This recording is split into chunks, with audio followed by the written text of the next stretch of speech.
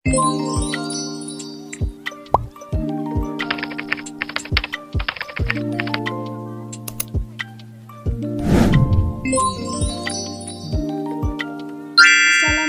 warahmatullahi wabarakatuh.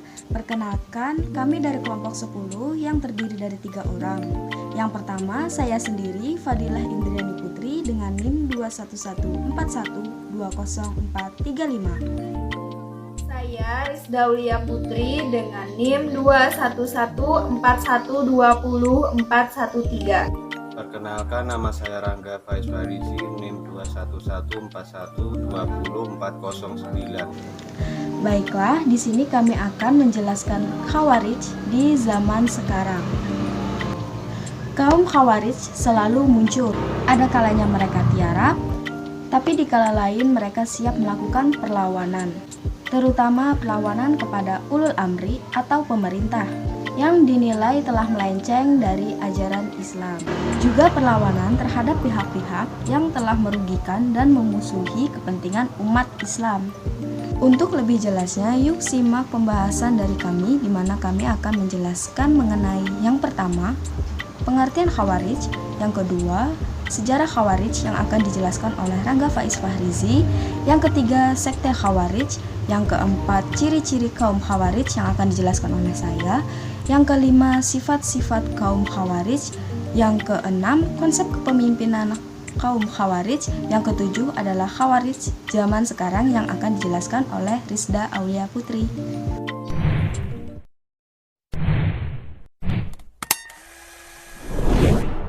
Khawarij secara harfiah berarti mereka yang keluar dalam terminologi ilmu kalam adalah suatu sekte kelompok aliran pengikut Ali bin Abi Thalib yang kemudian keluar dan meninggalkan barisan karena ketidakkesepakatan terhadap keputusan Ali yang menerima arbitrase tahkim dalam perang Siffin pada tahun 37 Hijriyah atau 648 Masehi dengan kelompok Muhaimiyah bin Abu Sofyan perihal persengketaan khalifah.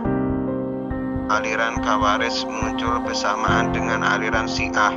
Masing-masing muncul sebagai aliran pada masa pemerintahan Khalifah Ali bin Abu Thalib. Aliran Khawarij untuk pertama kali muncul di kalangan tentara Ali ketika peperangan memuncak antara pasukan Ali dan pasukan Muawiyah.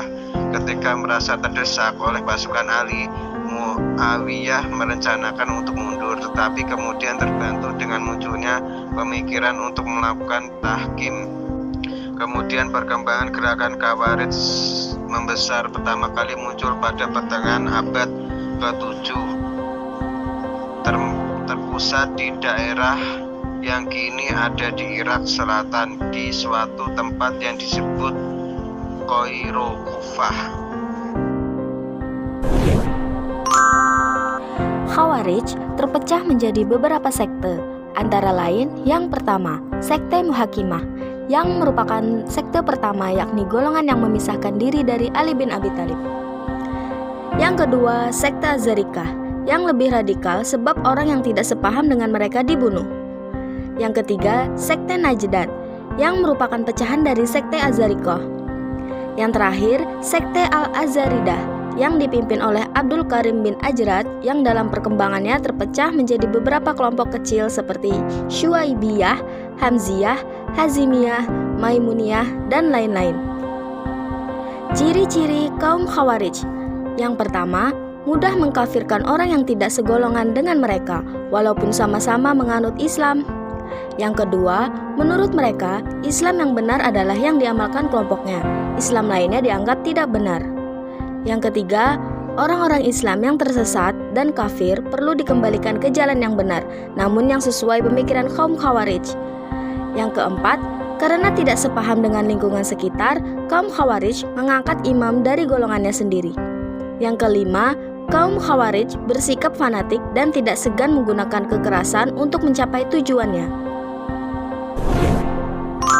Khawarij mempunyai beberapa sifat yang sangat melenceng dari ajaran agama Islam, seperti berlebih-lebihan dalam ibadah, suka mengkafirkan seseorang, mencela dan menyesatkan, berburuk sangka, dan yang terakhir, kaum Khawarij sangat kejam terhadap umat Islam.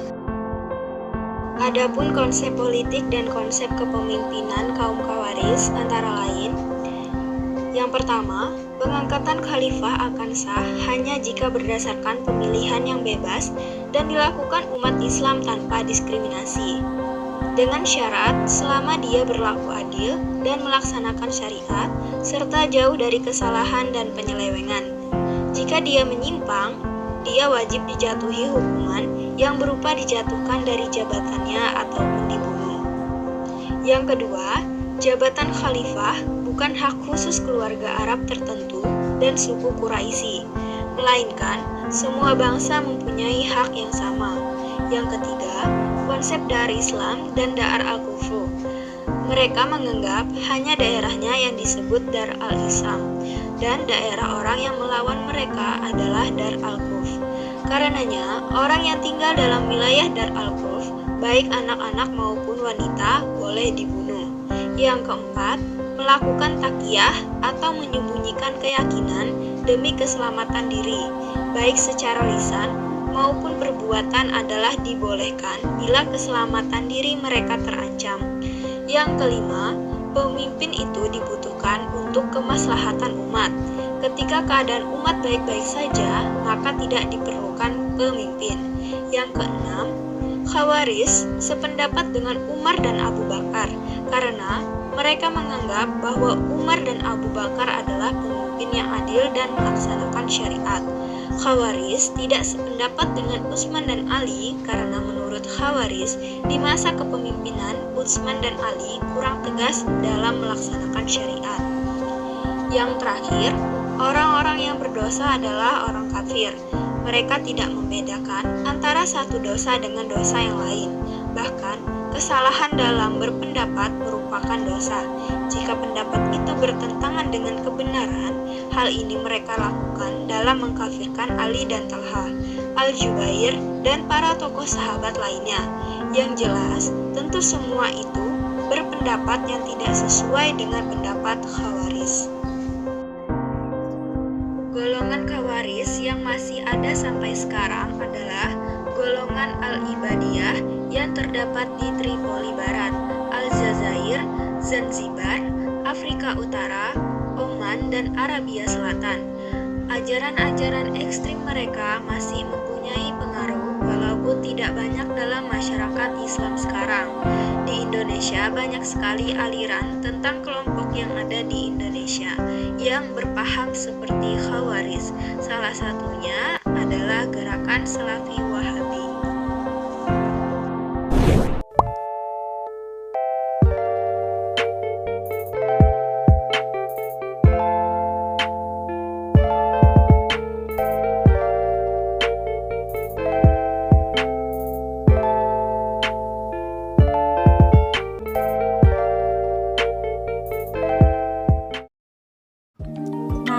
Sekian penjelasan dari kami, semoga dapat dipahami ya. Mohon maaf jika ada kesalahan kata. Saya akhiri. Wassalamualaikum warahmatullahi wabarakatuh.